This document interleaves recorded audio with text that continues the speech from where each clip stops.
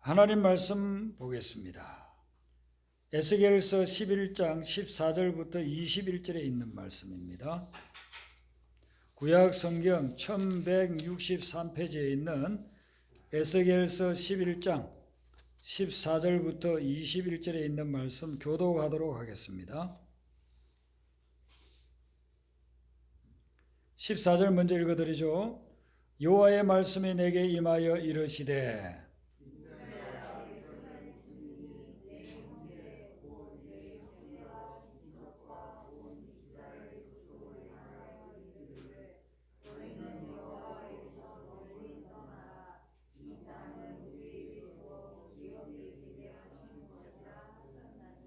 그런즉 너는 말하기를 주 여호와의 말씀에 내가 비록 그들을 멀리 이방인 가운데로 쫓아내어 여러 나라에 흩었으나 그들이 도달한 나라들에서 내가 잠깐 그들에게 성소가 되리라 하셨다 하고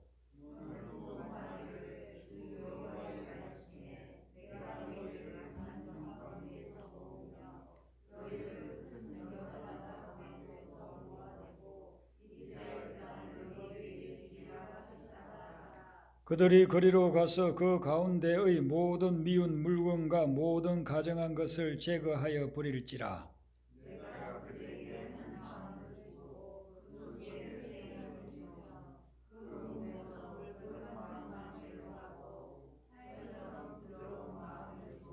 내 율례를 따르며 내 규례를 지켜 행하게 하리니 그들은 내 백성이 되고 나는 그들의 하나님이 되리라.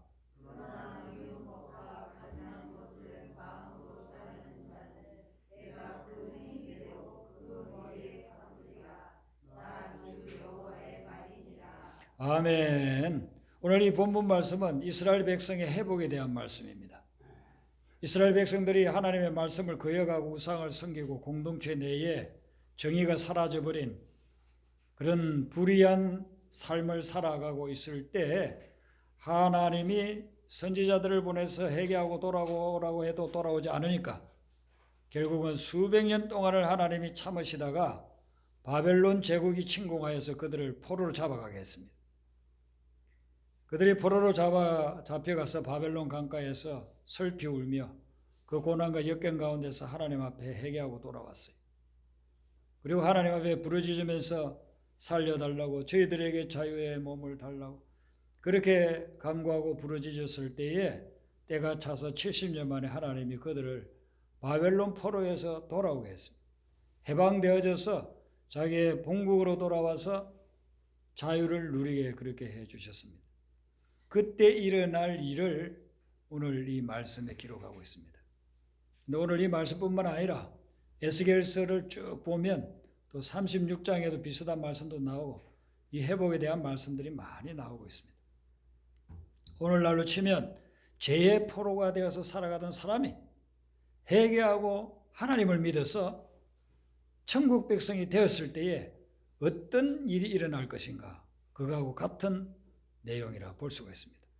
이 말씀의 핵심은 한 구절로 말하면 19절 말씀이라고 볼 수 있습니다. 19절 말씀을 다시 한번 같이 읽겠습니다. 시작.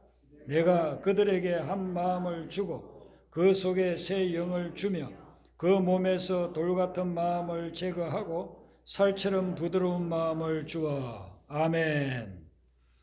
이 말씀에 보면 하나님이 하나님께로 돌아온 사람에게 주신다고 자꾸 반복해서 나와요. 주고 주며 주어 이렇게 계속 주시는데 뭘 주시느냐 하면 첫 번째는 한 마음을 주신다 그랬습니다. 이 한 마음은 세 번역에는 일치된 마음이라 그랬습니다. 영어 성경을 보면은 상당히 구체적으로 이야기하고 있는데 undivided heart라고 그래요. undivided라고 하는 것은 분리되지 않은, 나누어지지 않은, 깨어지지 않은 그런 하나된 마음, 일치된 마음, 그렇게 번역을 하고 있어요. 하나님을 떠나면 우리 마음이요 자꾸 나누어지고 갈라지고 깨어져요. 그래서 하나님과의 관계도 깨어지고 사람과 사람 사이의 관계도 깨어지고 심지어는 자신과의 관계도 깨어져요. 자신과 무슨 관계가 깨어지냐 그렇게 할지 모르지만은 정신분열증은 어디에서 오느냐면은 나하고 내 마음이 깨어져서 그래. 정신이 분열되어 버렸어. 마음이 분열되어 버렸어. 깨어져 버렸어. 그런데 하나님의 은혜를 받게 되면 그런 일치되는 역사가 일어나는 거예요. 하나님의 은혜를 받으면 하나님과 하나가 되고 이웃 사람들과도 하나가 되고 나 자신과도 하나가 되고 하나가 되는 그런 역사들이 일어난다 이거죠. 우리 가까운 사람들 사이가 사실상 제일 안 좋잖아요. 멀리 있는 사람하고 관계가 안 좋은 사람 뭐 있습니까? 나하고 상관없는 사람하고야 뭐 관계가 좋고 나쁠 것도 없잖아요. 근데 가까운 사람하고 늘 부딪히니까 이 관계가 안 좋아질 때가 너무 많아요. 그래서 부부지간에도 관계가 안 좋았는데 이렇게 우리가 은혜를 받고 나면 부부 사이가 좋아지고 가족 사이에도 마음이 하나가 되고 이해하게 되는 것입니다. 그런데 그 일치의 기준은 일치된 마음에서 일치의 그 기준은 무엇이냐면은 내가 아니에요. 내가 아니에요. 내 마음이 기준이 아니고 또 그렇다고 해서 상대방의 마음이 기준도 아니고 하나님이 기준이 돼요. 하나가 왜 못 되느냐 하면은 내 기준으로 하나 되라고 하니까 하나가 못 되는 거예요. 근데 하나님의 마음을 기준으로 우리가 하나님의 마음을 가지고 하나님의 마음을 깨닫게 되면 그러면 그 깨달은 사람들끼리는 하나가 된단 말이죠. 하나님의 마음을 품지 않고 하나 되려고 하면 절대로 하나가 될 수가 없어요. 부부지간에나 뭐 친구지간에나 가족에서 서로 의견이 틀리잖아요. 마음이 하나가 되지 않잖아요. 그러면 한쪽이 잘못됐는지 아니면 둘 다 잘못돼 있어요. 왜냐하면 하나님의 마음을 가지게 되면요 절대로 나눠지지를 않아요. 둘 다 하나님의 마음을 가지게 되면 하나가 돼요. 이사를 가야 되는데 남편이 이사 갑시다 하는데 아내는 이사 가지 맙시다. 그럴 경우에는요 기도하면서 하나님의 뜻이 뭔지를 물어야 돼요. 하나님께 물어보면 하나님이 이사를 가라, 하나님 이사를 가지 말라 말씀해 주실 거예요. 그런데 하나님께 묻지 않고 내 생각과 계획을 가지고서 그렇게 하면 상대방은 반대의 의견을 제시할 수 있어요. 직장을 옮겨야 되는데 직장을 옮겨야 될까 말까. 그 아내는 옮기라고 그렇게 하는데 남편은 옮기지 말라고 그렇게 한다. 그것도 마찬가지. 하나님의 마음을 여러분들이 알게 되면 그러면 그것은 같은 결과를 가져오게 된다는 것이죠.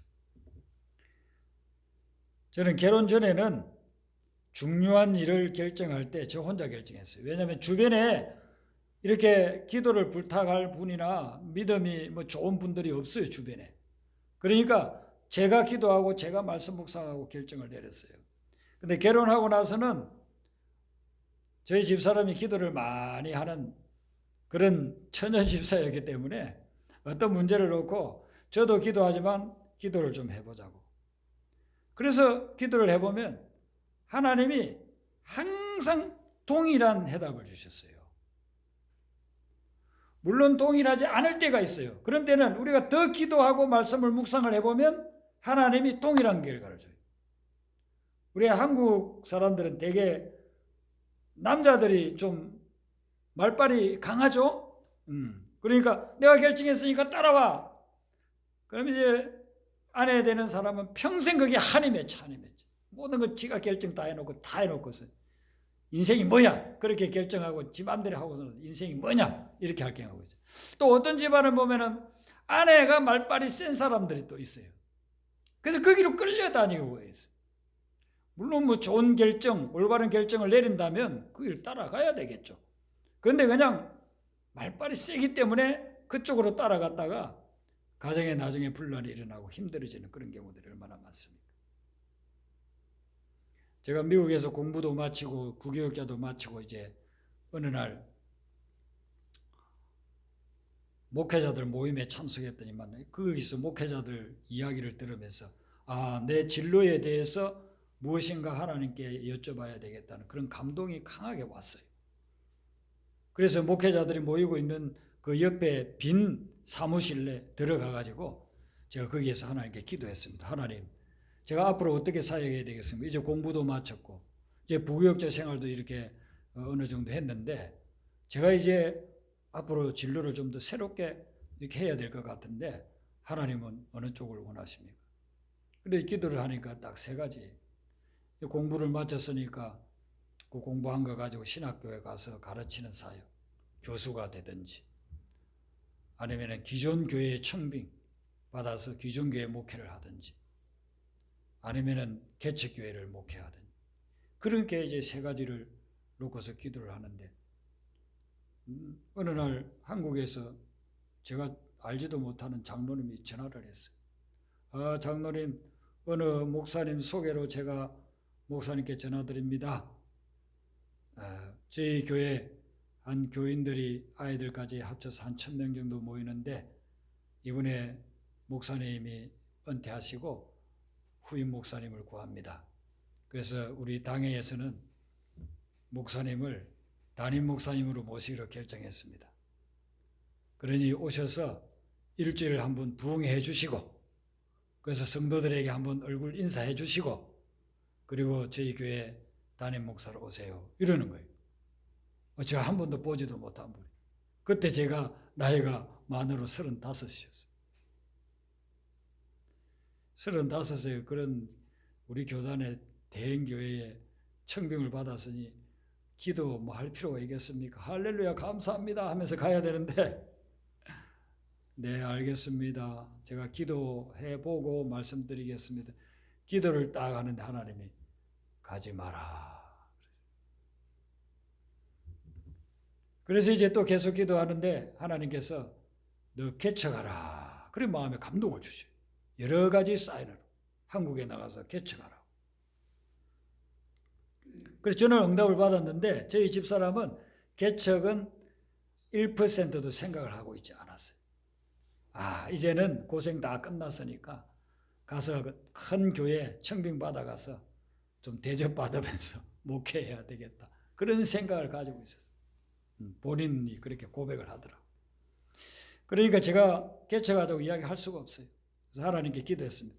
하나님 한 분이시니 저에게 알려준 것이 하나님의 뜻이면 저희 집사람에게도 하나님이 알려주세요.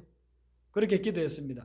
그렇게 이제 여러 날을 기도를 하고 있는데 하루는 새벽 기도 가가지고 개인 기도 들어갔는데 저희 집사람이 엉엉 울면서 기도를 하더라고요. 그래서 집으로 오면서 물었어요. 오늘 새벽 기도 할 때 그렇게 울면서 기도했는데 왜 무슨 이유가 있느냐 그렇게 물었더니만 새벽에 기도하는데 하나님께서 성령께서 자기를 책망하더라는 거예요. 내가 너를 잘 먹고 잘 살라고 사모로 부른 줄로 아느냐? 복음을 위해서 고난과 고생도 각오하고 그 길을 가라고 내가 불렀지? 그러더라는 거예요. 제가 옆에서 이야기 안 했거든요. 그 이야기. 그렇게 깨닫고서는 하나님 앞에서 톡에 잡아가면서 새벽에 하면서 하나님 그 길을 가겠습니다. 개척하겠습니다. 라고 그렇게 고백을 했다는 거예요. 그 기도를 그냥 새벽에 1시간, 2시간씩 했다. 그렇게 해서 하나님의 응답을 같이 받고 준비해가지고 나와서 개척한 교회가 서북교회였습니다. 하나님은 한 분이기 때문에 우리가 하나님을 기준으로 해서 기도하고 말씀을 묵상하면 하나님이 한 마음으로 우리에게 알려주신다. 그러니까 여러분 인생을 살아가면서 복잡하게 생각하지 마세요. 계산해보고 어느 것이 이익이 될까 어느 것이 손해가 되면 어떡하나 그런 거로 고민하지 말고 하나님의 마음이 무언가를 읽어야 돼요. 하나님이 우리에게 은혜를 줄 때 첫 번째 주는 마음이 일치된 마음이라는 것입니다. 왜 부부지간에 하나가 되지 않느냐? 하나님의 음성을 듣지 못하기 때문에, 성령의 음성을 듣지 못하기 때문에 그런 거예요. 그래서 하나님께서 우리를 회복시킬 때 제일 먼저 하시는 게 일치된 마음을 주겠다는 것입니다. 하나님이 약속했으니까 우리가 기도하고 말씀을 묵상하면 일치된 마음을 우리에게 주신단 말이에요. 많은 분란과 싸움이 왜 일어납니까? 그거는 하나님의 마음은 그냥 내팽겨 쳐놓고 자기 고집, 자기 생각, 자기 이익, 자기 욕망, 욕심 그것만을 추구하려고 하니까 마음이 하나가 안 된단 말이죠. 하나님의 마음에 귀를 기울이시기를 바랍니다. 그러면 다투고 깨어지고 이런 것들 다 해결돼요. 원리는 간단해요. 하나님의 마음을 읽기만 하고 그리고 하나님의 마음에 따라가기만 하면 지금 일어나고 있는 모든 분란이라든지 싸움이라든지 깨어지는 것들은 다 회복되는 거예요. 다 회복될 수 있어요. 두 번째로 하나님이 주시는 것이 뭡니까? 그 속에 새 영을 주며 그랬어요. 여기 새 영은 세 번역에 보니까 새로운 영이라 그렇게 이야기를 했어요. 새로운 영. 우리가 하나님께 돌아와서 하나님의 은혜를 받으면 하나님이 우리에게 새로운 영을 주신다는 거예요. 이것은 뭐냐면은 우리의 영과 우리의 마음을 새롭게 변화시켜 주신다는 것이죠. 누구든지 그리스도 안에 있으면 새로운 피조물이라고 그랬어요. 그리스도 안에 있다는 것은 뭡니까? 예수님을 믿는 것, 하나님을 믿는 것. 그래서 우리가 예수님을 믿고 하나님을 믿고 의지하면 우리가 새로운 피조물이 된다는 겁니다. 그럼 새로운 피조물이 되면 우리 얼굴이 바뀝니까? 교회 나가기 전에 얼굴이 교회 나가니까 갑자기 그냥 이전과 180도로 바뀌어져 버렸습니까?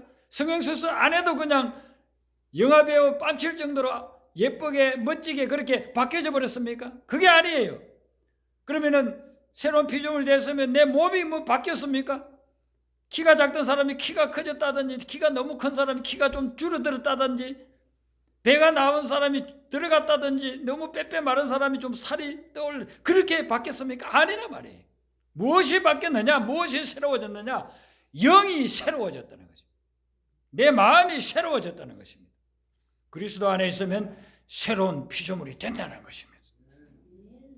예수님을 믿고 하나님을 믿고 늘 주님을 찾고 주님을 동행하면 우리의 영이 우리의 마음이 새로워진다는 것입니다. 교회를 다녀도 새로워지지 않는 것은 이유가 다른 것이 아니에요. 하나님의 새로운 영을 받아들이지 않기 때문에 그런 거예요. 새로운 영을 받아들이고 우리가 하나님의 마음을 받아들이면 그러면 내 영과 내 마음에 놀라운 변화가 일어나요. 그래서 사람들이 그러는 거예요. 아이고 어떻게 해서 당신 요즘 그렇게 바뀌었느냐고 사람이 너무 선해졌다고 정말 거룩해졌다고 이렇게 이야기한단 말이죠. 그 모습은 그대로지만은 내 속에 있는 영이 새로워진 거예요. 마음이 새로워지니까 사람들이 보게 되는 것이죠. 어느 목회자가 쓴 글을 제가 읽었어요. 미국에서 목회하는 분인데 미국인 백인 목회자인데 이분이요 목회자가 됐음에도 불구하고 말씀은 항상 기뻐라 쉬지 말고 기도하라 범사에 감사하라 그렇게 전파하면서 자기는 항상 우울하고 항상 슬프고 그렇게 살았대요. 말씀은 그렇게 전하면서 정작 본인은 전혀 행복하지도 않아. 제가 어떤 교회 갔더니만 그 교회 표어가 뭐냐면은 예수로 인해 행복한 사람 이렇게 해놨어요. 그리고 그 교회 성도들은 예수님 때문에 행복하다. 그래서 제가 그 목사님께 물어봤어요. 목사님은 행복합니까? 그래 물어봤어요. 그랬더니 그분 이야기가 목사님 저는 행복합니다. 그래요. 그래서 저는 이제 행복한 줄 알았어요. 나중에 얼마 후에 들어보니까 그분이 우울증 걸려가지고 목회도 그만뒀대. 겉으로는 예수로 인해서 행복하다고 해놓고 사람들이 뭐 그러면 행복합니다 해놓고 속에는 지금 행복하지 않은 거예요. 그러니까 우울증 걸려서 목회를 그만뒀다니까. 우리가 이렇게 가식적으로 외행적으로 외식적으로 살아갈 수 있어요.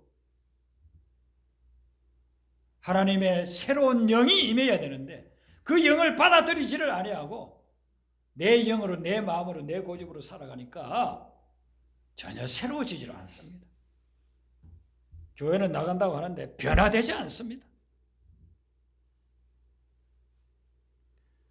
그래서 이 미국 목사님이 자기는 늘 우울하고 비참하고 남은 즐겁다고 웃는데 자기는 슬픈 표정으로 그렇게 살아갔대요.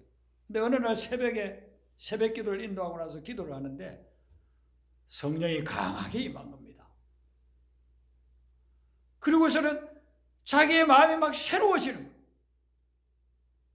기뻐할 이유가 하나도 없는데 목회는 뜻대로 되지도 않고 기도 제목들도 많고, 그런데 성령이 막 임하니까 마음에 막 기쁨이 넘치고 즐거움이 넘치는 거예요. 그리고서는 이제 교회 밖으로 탁 나와가지고 꽃을 보면서 어떻게 이렇게 꽃이 예쁘지? 어떻게 이렇게 아름답지? 집에 가지도 못하고 너무 아름다워서 하늘을 보니까 하늘이 파란 하늘에 구름이 떠가는데 너무너무 아름다운 거예요. 어떻게 하늘이 저렇게 아름답지? 먼 산에 높은 산에 캘리포니아니까 높은 산에 눈이 아직 쌓여 있어요. 밑에는 꽃이 피는데 그 먼 산을 보면서 아이고 어떻게 눈이 저렇게 아름답게 산 위에 덮여 있을까? 그래서 가다가 성도를 만났네요. 성도를 꽃이 너무 아름다워요. 하늘이 너무 아름다워요. 저 산에 눈을 보세요. 얼마나 아름답습니까? 그렇게 하니까 그 성도님이 뭐래? 목사님, 한 달 전에도 똑같이 다 꽃이고 다 그랬어요. 다 파란 하늘이고 저 산에 눈도 한 달 전부터 지금 쌓여 있는 거예요. 끝이 바뀐 게 아니에요. 똑같아요. 그런데 나를 새롭게 하는 새로운 영을 받고 나니까 새롭게 보이는 거예요. 이전에 못 보던 것을 보게 되고 다른 사람이 못 보던 것을 보게 되는 거예요. 그래서 발명가나 탐험가 중에 믿음이 신실한 그리스도인들이 참 많아요. 왜냐하면 다른 사람들이 못 보는 것을 성령이 보게 해주시니까, 다른 사람들이 깨달지 못하는 것을 성령이 깨닫게 해주시니까. 그러니까 이 사람들이 발명을 하고 탐험을 하는 거예요. 그 전에 얼마나 많은 사람들이 아프리카에 갔습니까? 그런데 리빙스턴이 새로운 영을 바꿔서 그곳에 가서 복음을 전하다 보니까 복음을 전해서 많은 사람들을 구원도 시키고 서방 세계에 알려지지 않았던 그런 지역들을 탐험을 해서 발견했습니다. 그래서 빅토리아 폭포도 리빙스턴이 발견을 해가지고 그 당시 영국의 여왕이었던 빅토리아 이름을 붙였다고 하지 않습니까? 그전에는 그 원주민들이 부른 이름이 있어요. 그 이름에 뭐 뜻이 뭐 번개가 뭐 울리는 소리니 뭐 이런 식으로 해서 붙인 거예요.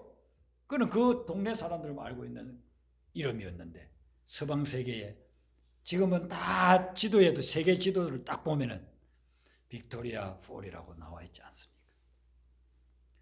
하나님께서 새로운 영을 주니까 새로운 것을 탐험하게 되고 새로운 것을 발견하게 되는 거예요. 새로운 것을 또 만들어내는 것입니다. 성경에서 교회 역사에서 보면은 위대한 비전 사명을 받은 사람들은 다 새로운 영을 받았던 사람이에요. 새로운 영을 받고 성령을 받고 나니까 세상이 다르게 보이는 거예요. 인생 목적이 달라지는 거예요. 왜 자기 인생이 힘들고 비참하고 그렇게 낙담되면서 살아가고 있는 그 이유가 뭡니까? 그것은요, 내 인생의 목적, 사명이 잘못되어 있기 때문에 그래요. 그러니까 그냥 세상에 잠깐 있다가 없어질 그걸 추구하느라고 가지면 교만하고 못 가지면 열등감에 빠져가지고 비참하게 그렇게 생각하고 그러면서 살아가는 거예요. 이 세상 것은요, 많이 누려도 나중에 때가 되면 다 가버리는 것입니다. 아무리 움켜 잡으려고 해도 움켜쥐지를 않아요. 어제도 수많은 사람이 죽었는데 그 사람들 가진 거 다 놓고 갔잖아요. 사울이 새로운 영을 받지 않았을 때는 예수 믿는 사람들을 두들겨 패고 감옥에 집어넣고 죽이고 멀쩡한 사람을 죽이는 그런 삶을 살았어요. 그런데 예수님을, 부활하신 그 예수님을 만나고 새로운 영을 받고 나니 인생 목적이 달라졌어요. 죽이는 자가 아니라 이제는 살리는 사람으로 살아갔어요. 자기 목숨 끝날 때까지 복음 전하면서 숱한 영혼들을 살리고 교회를 세우고 복음을 전하면서 그러면서 살아간다. 관점이 달라지는 거예요. 인생이 달라지는 거예요. 자, 세 번째 하나님께서 주시는 것이 무엇입니까?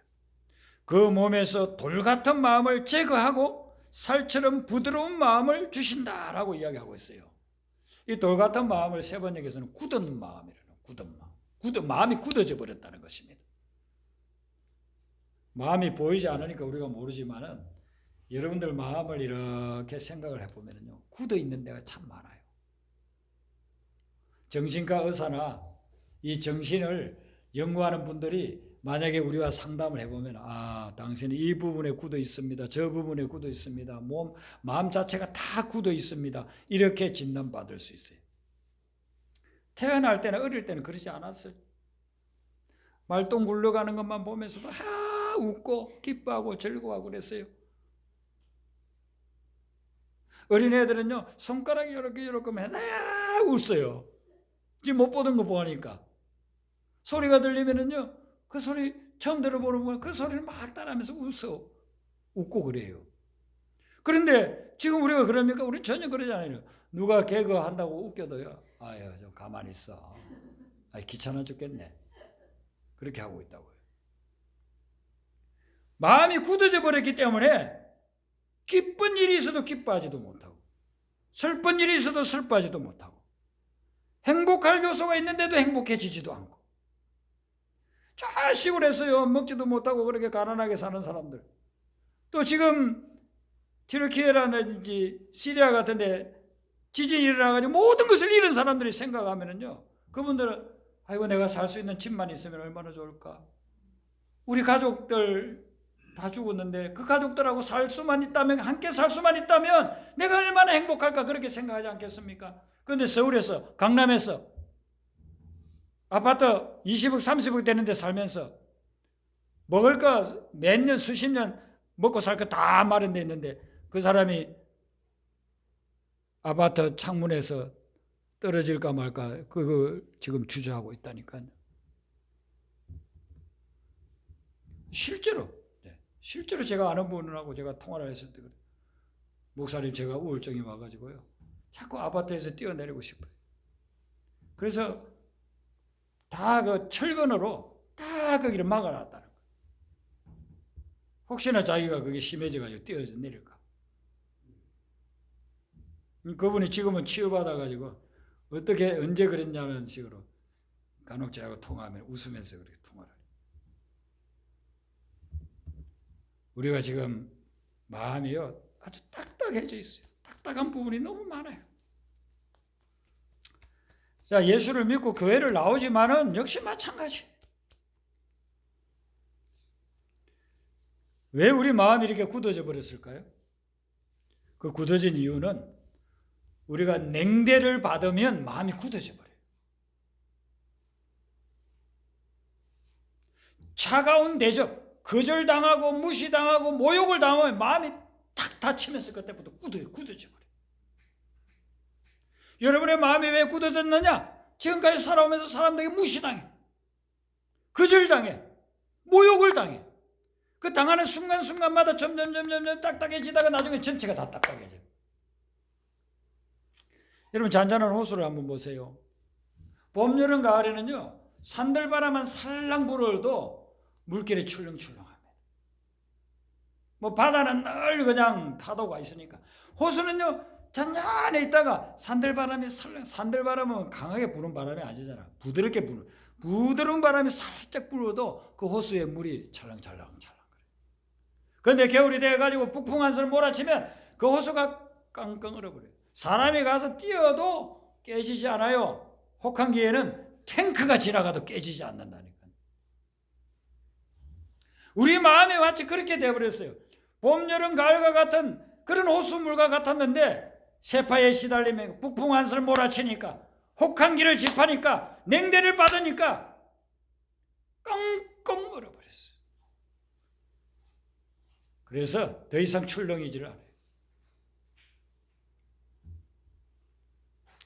우리 마음이 상처를 받으면요, 그 상처난 마음이 딱딱해져 버려요. 딱딱해져 버려요. 우리 피부에 상처가 나면, 자그마한 상처는요, 이렇게 딱지 나고 나서 하면 그냥 원래대로 복원이 돼요. 근데 상처가 크게 났다, 크게 다쳤다, 그럼 그 딱지 다 해가지고 몇 개월 걸쳐서 치료를 받아도 그 부분은요, 딱딱해요. 그리고 우리 마음이 마치 그런 거예요. 큰 상처를 받으면 딱딱해져 버리는 겁니다. 그래서 기쁜 일이 있어도 웃지도 못하고, 슬픈 일이 있어도 울지도 못하고, 그렇게 돼버린다는 것이죠. 흙이 딱딱해지면 아무리 많은 씨앗을 뿌려봐야 거두어들이는 것이 없다고 했잖아요. 그래서 이제 지금 봄처럼 봄이 되면 농부들이 제일 먼저 하는 일이 뭡니까? 쟁기나 트랙터 가지고 와가지고 땅을 다 뒤엎어요. 딱딱해진 땅을 다 뒤엎어요. 그래서 부들부들하게 만들어서 거기에 씨를 뿌려야 거기에 채소도 나고 벼도 나고 또 과일도 심을 수 있고 그렇게 할 수 있는 것이죠. 우리가 하나님을 날마다 의지하고 하나님께 귀를 기울이고 살아가면, 그러면 하나님께서 우리 마음을 이렇게 기경시켜 주신다 말이죠. 딱딱한 마음을 부드럽게 만들어 주신다. 그렇게 될 때 항상 기뻐하는 것이 가능하지, 내가 항상 기뻐해야지, 말씀이 기뻐하라고 기뻐해야지, 안 기뻐져요. 더 스트레스 받아. 속에는 우울한데 기뻐하라고 소리 들으니까 자꾸 더 스트레스 받아. 하나님의 영을 받아야 됩니다. 하나님의 마음을 내가 가져야, 그래야 기쁠 때 기쁘고 남이 어려움 당하면 막 같이 울고, 그렇게 자기의 마음을, 감정을 잘 표현할 수가 있다는 것이죠. 저도 성장 과정에 마음의 상처 엄청나게 많이 받았어요. 상처투성이었어요. 마음이 딱딱해 있었어요. 그런데 전도를 받아서 교회 가서 예수님을 믿고, 누가 기도하라고 하지도 않았는데요, 기도하는 걸 보니까 너무 좋더라고. 그래서 새벽 저녁 가가지고 예수 믿은지 뭐 몇 년도 아니에요, 몇 주 만에 기도를 하루에 1시간씩을 했어요. 그 기도하면서 막 울며 불며, 어떤 데는 이 긴 의자 있잖아요, 거기를 치면서, 하나님 왜 저는 이런 삶을 살아서, 왜 이런 썩은 문드러질 같은 이런 건 집구석에서 태어나가지고 제가 왜 이렇게 살아왔습니까? 매일 밤마다 얻어 터지면서 제가 뭘 그렇게 잘못했습니까? 뭘 그렇게 제가 잘못했어요? 어린애가 잘못하면 뭘 잘못한 게 있겠어요? 맨날 저녁마다 술에 취한 아버지한테 얻어맞고, 얻어맞지 않고 잔 적이 한 번도 없어요. 어떤 데는 저를 술김에 던져버려가지고 오른쪽 어깨가 완전히 무너져 내려가 2개월 동안을 학교를 못 가고, 오른팔, 저는 오른손잡이인데 쓰지도 못하고 밥도 먹지도 못하고 왼손으로 먹으면서 꽁보리밥 그게 다 흘러내려버려요. 아버지를 어떻게 용서해요? 용서할 수가 없죠. 빨리 죽었으면, 아유 저 인간은 왜 또 오늘 저녁에 기어들어오나, 빨리 죽어버렸으면. 죽지도 않냐? 아버지에 대해서 가진 감정이 그런 감정이에요. 완전히 이 마음이 굳어버렸어요. 돌처럼 굳어버렸어요. 예수님을 믿고 다니까 그 아버지가 얼마나 불쌍하게 보이는지 아버지를 위해서 기도했어요. 우리 불쌍한 아버지 구원받게 나. 그렇게 거의 4, 5년을 기도했을 때 그 아버지 돌아가시기 전에 예수님을 영접하고, 그리고 집에서 세례받고 그렇게 돌아가셨다. 하나님이 제가 기도하는 그 시간에 성령께서 새로운 영이 저에게 오셔가지고 저의 그 굳어진 마음을 다 풀어줬어요. 그렇게 부드럽게 하니까 정오에 가득 차 있던 것들이 용서가 되고, 아버지를 다 용서하니까 마음에 평안이 와요. 여러분들이 이 하나님을 날마다 새롭게 만나시기를 바랍니다. 어제 만나고 지난주 만났다고 오늘 기대하지 않고 있지 마시고 오늘도 하나님을 만나시길 바랍니다. 이번 한 주간 동안 살면서 새벽에 저녁에 시간 정해놓고 기도하면서 만나시고, 하루하루 삶을 살아가면서 순간순간 하나님을 찾으시기를 바랍니다. 그러면 그 하나님이 오셔서 여러분의 마음을 녹여주시고 부드럽게 해주시고 치유해 주시고 회복시켜 주시면서 우리 주님이 약속하신 천국을 누리게 될 줄로 믿습니다. 우리 아까 불렀던 찬송 292장 주 없이 살 수 없네, 292장 부르겠습니다.